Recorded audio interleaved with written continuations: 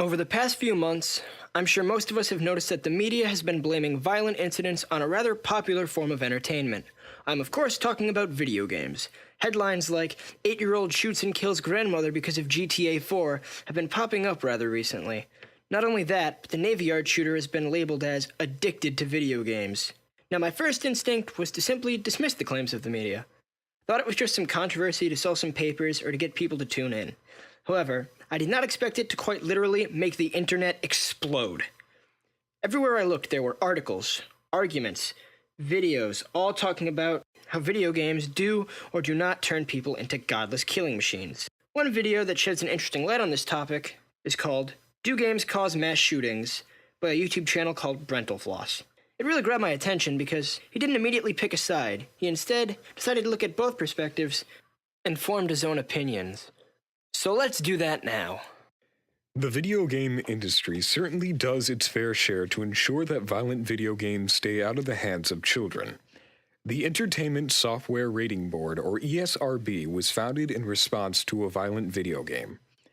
In 1993, Mortal Kombat hit the arcades and home consoles. This game was notorious for its photorealistic graphics and a gameplay mechanic known as fatalities, which were gory finishing moves, such as ripping out your opponent's spine and beating him to death with it. This triggered a Senate inquiry into video games and violence.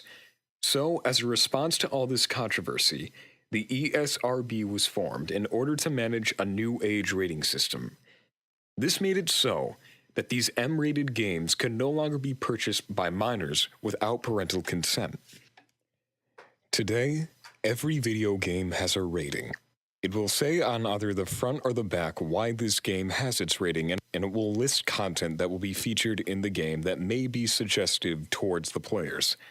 Examples of M-rated games include Grand Theft Auto 5, which is rated M, mature 17+ for intense violence, blood and gore, nudity, mature humor, strong language, strong sexual content, and uses of drugs and alcohol, to name one.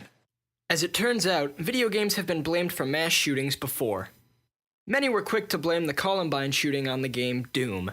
This ultra-violent first-person shooter has been critically acclaimed for its graphics, fast-paced gunplay, and its extreme use of gore. So much gore, in fact, that there are rumors speculating that the US military used the game to train soldiers to kill on the battlefield. This, of course, has not been proven. However, this did not stop the families of the victims from attempting to sue for a $5 billion settlement, to no avail.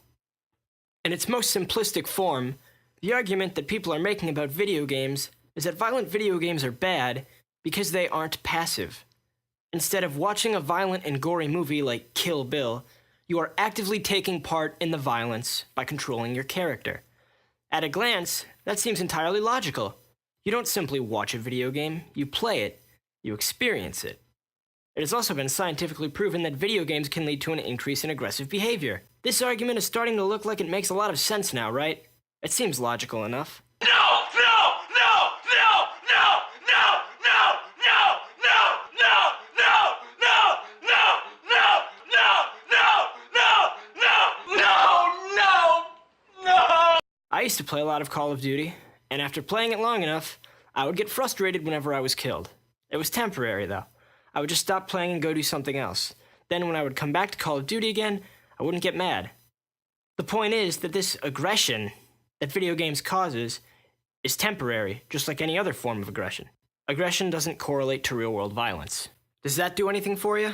Well, how about this? The rate of violent crimes committed by juveniles has rapidly declined between 1995 and 2008.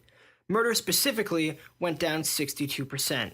This was a time when video game sales were reaching all-time highs. The rate of mass shootings has also been on the rise.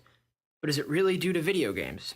A comprehensive report of targeted school violence commissioned by the Secret Service and the Department of Education found that, quote-unquote, interest in violence could not be used to profile a shooter.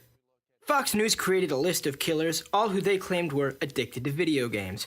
On this list, we see the two Columbine shooters, James Holmes, the man responsible for the Aurora, Colorado movie theater shooting, and Adam Lanza, the Sandy Hook shooter.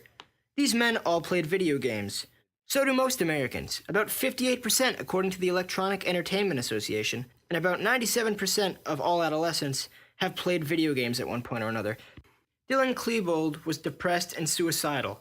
Eric Harris displayed sociopathic tendencies similar to that of antisocial personality disorder. And they both planned the Columbine shooting for over a year. Let's keep in mind that aggression, said to be caused by video games, is temporary. Adam Lanza was extremely depressed and like Klebold. James Holmes pleaded insanity in court, and upon being detained, claimed that he was the Joker, a fictional Batman villain. The point I'm trying to make is, maybe there was a little bit more going on here than just video games.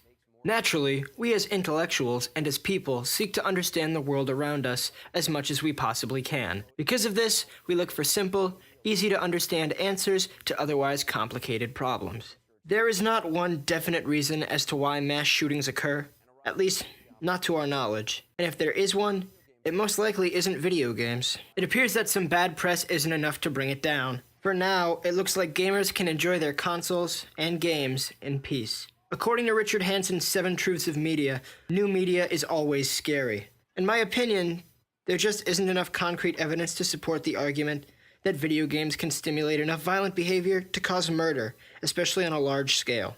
And with GTA 5 sales reaching over $1 billion within its first 3 days of release, the video game industry shows no signs of going anywhere. So video games will always inspire controversy until something new rises and takes its place.